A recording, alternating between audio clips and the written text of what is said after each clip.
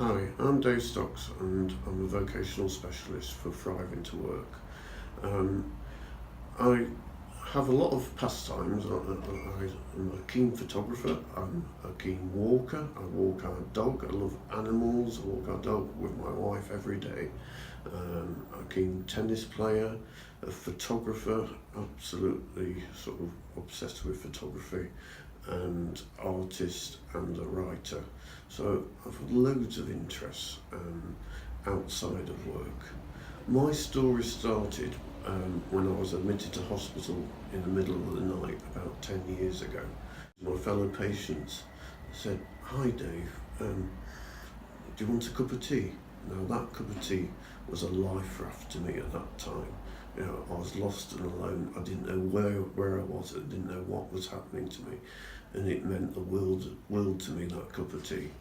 And during my stay in hospital, I completed writing a book that I had started, and I kept it. I wrote it on a laptop that I kept in a linen cupboard because there was nowhere safe for the laptop. So the doctors and nurses kindly kept it in the linen cupboard for me. So there I was, day in, day out, in and out of the linen cupboard, which happened to arouse the curiosity of my fellow patients. They said, "Hey Dave, I can't help notice, but you're in and out of the linen cupboard quite a lot." So I assured them it wasn't my fetish for clean linen, that I'd actually kept a laptop in there. They said, "Really?" I said, yeah. So what are you doing on the laptop?" Well, I said, I'm actually writing a book." "Oh, really?" And as the days and weeks went by, they eventually persuaded me to read some of my book that I'd written out to them. And some of the book was quite humorous, so I deliberately chose a humorous chapter.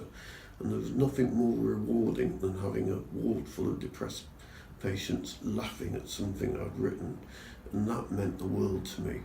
Also, while I was in hospital, one of the reasons I was in hospital was because I was struggling with the financial pressures of everyday life, and I got help while I was in hospital from the CAB on how to deal with the finances, and that alleviated a lot of pressure, as well as a lot psychiatric and psychological help.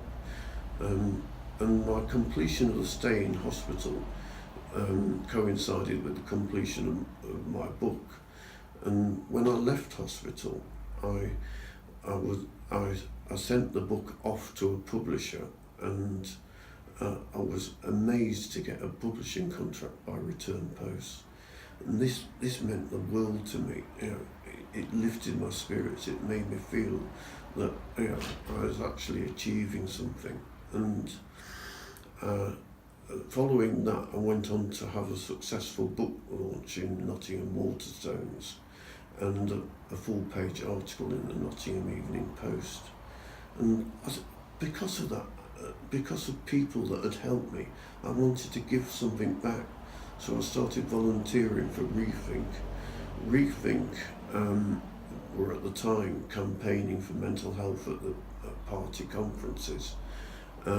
So I helped campaign at the party conferences, and I bumped into a politician there, who some people may well know, a certain Boris Johnson, and as a result of that, I got a full-page article of me and Boris in the Guardian, and it was a rather flattering picture of me in a Mad Hatter's outfit next to Boris Johnson.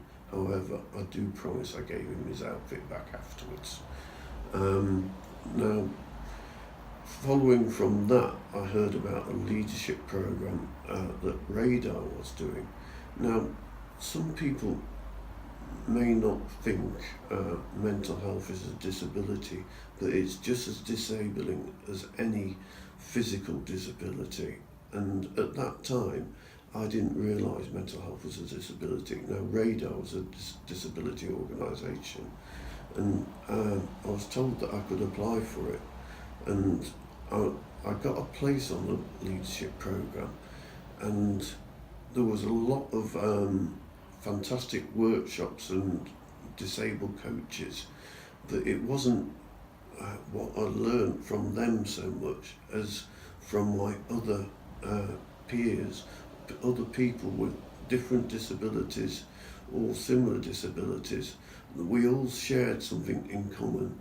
We all overcame difficulties in our everyday lives, and everyone had inspiring stories of what they'd achieved. That's what I got out of that. And from there, I went on to apply to run a leadership program for Radar, and I ran the leadership program myself and helped change other people's lives as a result of it. I still struggle with mental health. I have a bipolar mental health condition. I like to be on the high side of the bipolar, because normal is boring to me, so I like to harness the energy within bipolar, and through that I've since run therapeutic photography groups for people with mental health, because photography, I know, has helped my mental health. Yeah, whenever I'm struggling and I'm having a low patch, if I get outside with my camera and take pictures, it takes me away from my troubles. It gives me a purpose, and it lets me see the beauty of the world, and I've been able to share that with other people. So having something therapeutic like photography or art, it can really make a difference, and that's so important. So that's one of my coping mechanisms. Another is walking my dog with my wife, going out in nature. Even in the rain. I went out yesterday in the pouring rain, absolutely atrocious, but I could still smell the freshness in the air. There was bluebells along the pathway, and there was sheep in the fields. Even in the pouring rain, it invigorated me.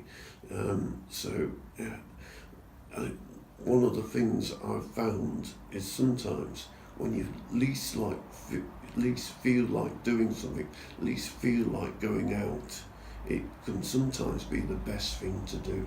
It can be the best therapy you can have, and that's what's kept me going, is by doing things.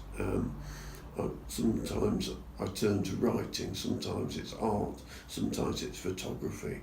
Those are the things that help me make a difference to my life, and being amongst other people who've had similar experiences, sharing those experiences with other people, that can really help. That's something that I've found really helps. So that is how I've dealt with mental health, and I hope it helps other people deal with their mental health problems. But I do say, don't struggle with anxiety or depression or any other mental health problem yourself. Do seek help, do seek professional help. Don't keep it to yourself. Even talking to someone who isn't a professional is a step along the way.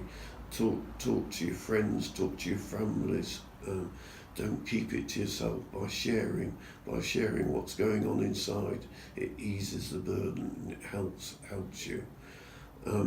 I've now been a long way on my journey, and as I mentioned at the start of this, I'm now a vocational specialist for Thriving to Work.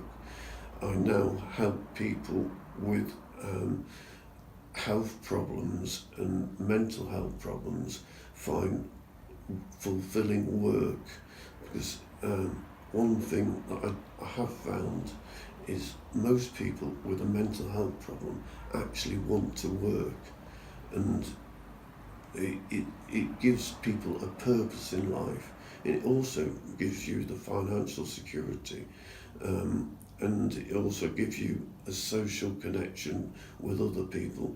So by being a vocational specialist, I can now help people for, find that fulfilling role and find a job that makes a difference. And if I can make a difference to one person's life, that means more than all the money in the world to me. So this is me. I'm David Stocks.